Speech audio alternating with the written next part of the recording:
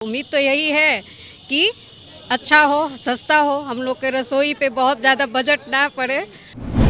मोदी जी को लेके तो सबसे गलतफहमी ये है कि शुरू में सारा चीज़ मुफ्त में देते रहते हैं और बाद में फिर वो सब्सिडी भी गायब कर दिए हैं।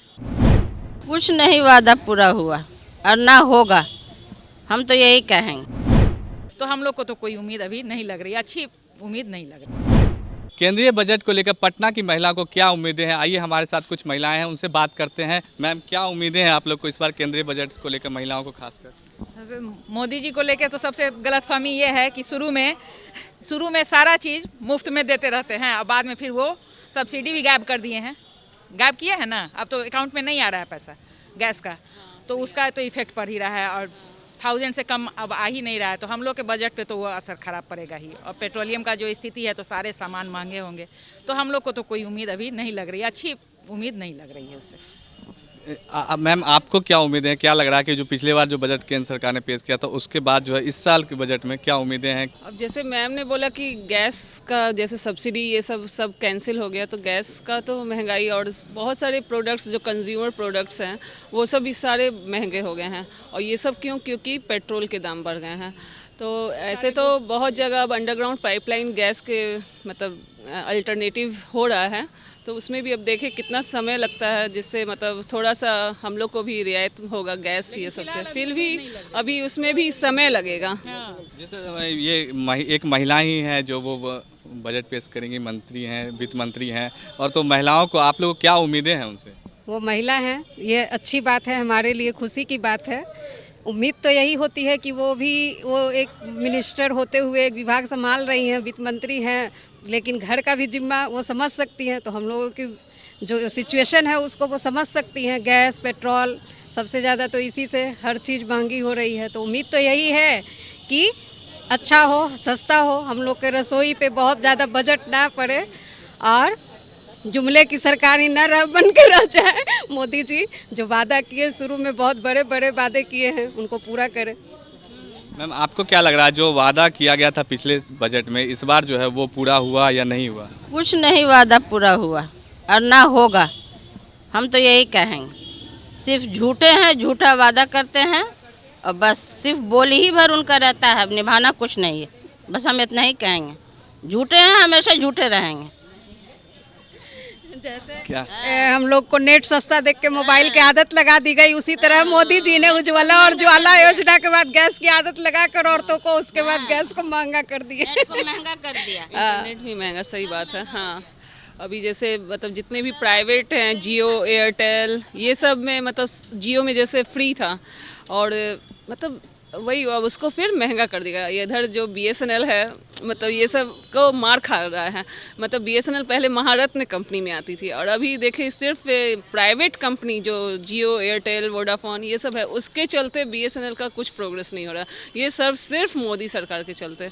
मैं तो खुद देख रही हूँ, मेरे घर में खुद बीएसएनएल में मेरे हस्बैंड सब डिविजनल इंजीनियर हैं और उन्होंने बहुत ही अच्छी भागलपुर से मतलब हाईएस्ट परसेंटेज से मतलब ए ग्रेड मतलब थे। उन्होंने फॉरेन की कंपनी छोड़ के बीएसएनएल ज्वाइन किया एमटेक करके। पर उस समय जब 2003 में उन्होंने ज्वाइन किया तो उस समय महारत्न कंपनी थी और वो मतलब 7-8 इयर्स तो बहुत ही अच्छा अचीवमेंट था। अभी देखें वो इतनी लॉस में उसको करा दिए कि मतलब बहुत सारे को कंपलसरी रिटायरमेंट लेना पड़ा और फिर भी 2-3 महीने की सैलरी मतलब नहीं दे रहे थे, मतलब उसमें भी देरी हो रही थी। क्या लग रहा है जो जिस तरह से महंगाई बढ़ते जा रही है तो उस तरह से जो बजट है घर का, आप लोग महिलाएं भी हैं, घर का बजट भी बनाना होता है, तो किन किन मुश्किलों का सामना करना पड़ रहा है? अब जैसे जिसके सिंगल चाइल्ड हैं उनके लिए चलो 2 लोग कमा रहे हैं तो अच्छे से मतलब सब कुछ करवा सकते हैं, पर आजकल के ज़माने में सिर्फ पढ़ाई नहीं है, एक्स्ट्रा एक्टिविटीज़ पे भी हम लोग को ध्यान देना पड़ता है कि बच्चे सिर्फ पढ़ाई ही ना करें।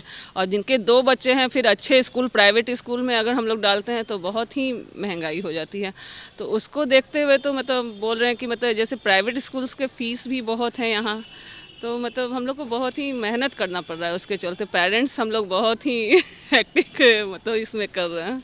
क्या उम्मीदें हैं आपको, क्या चाहेंगे केंद्र सरकार से बजट को लेकर? तो बजट में है गैस, पेट्रोल, उम्मीद करते हैं अब पूरा हो या नहीं हो ये तो बात की बात है। उम्मीद तो यही है कि घरेलू बजट हम लोग का जैसे चल रहा था भाई अच्छे से चले। पेट्रोल, गैस ये सब के दाम बहुत बढ़ गए हैं और शिक्षा, जैसे नई शिक्षा नीति आई है तो उसमें आप प्राइवेट स्कूल में जो मनमानी फ़ीस हो रही है उस पर भी ध्यान देना। हम लोग को बच्चों को पढ़ाना है तो वो भी बजट बढ़ रहा है, हर साल फ़ीस बढ़ रहे हैं।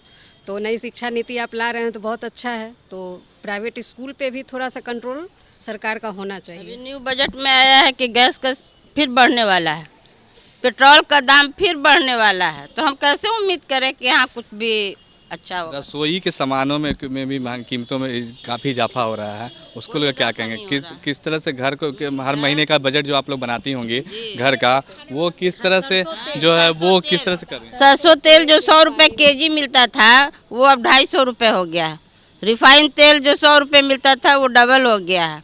तो कैसे हम उम्मीद कर सकते हैं कि कुछ अच्छा होने वाला? कोई अच्छा नहीं होने वाला, सिर्फ जुमलेबाजी है और हाँकना है और कुछ नहीं। हाँ, जो भी घरेलू सामान है, सरसों तेल तो सच में रुला दिया, प्याज रुलाया करता था, इस बार सरसों तेल और रिफाइन ने रुला दिया है। झांस बहुत लग रहा है, उसका इतना कीमत हो गया है सरसों तेल का। तो उम्मीद है कि ये सब चीज़ों को किया जाए कि आम लोगों को भी खाने पीने का प्रॉब्लम नहीं हो। सरकार से तो उम्मीद सबको यही होती है। तो ये थी कुछ पटना में कुछ महिलाएं जिनका कहना था कि जो बजट के कारण में जो उम्मीदें तो उन्हें काफ़ी है, लेकिन हर साल की तरह वो उम्मीदें तो करते हैं लेकिन उनका पूरा सरकार की तरफ से नहीं किया जाता है। पर इनका कहना है कि पहले सिर्फ प्याज ही रुलाती थी, अब सरसों का तेल के साथ साथ जो किचन का सारा सामान है वो भी काफ़ी महंगा हो गया है। ऐसे में इन्हें हर महीने में बजट बनाना, इनके घर का बजट बनाना मुश्किल हो जा रहा है। कैमरामैन प्रकाश के साथ शक्ति, न्यूज़ 22 को पटना।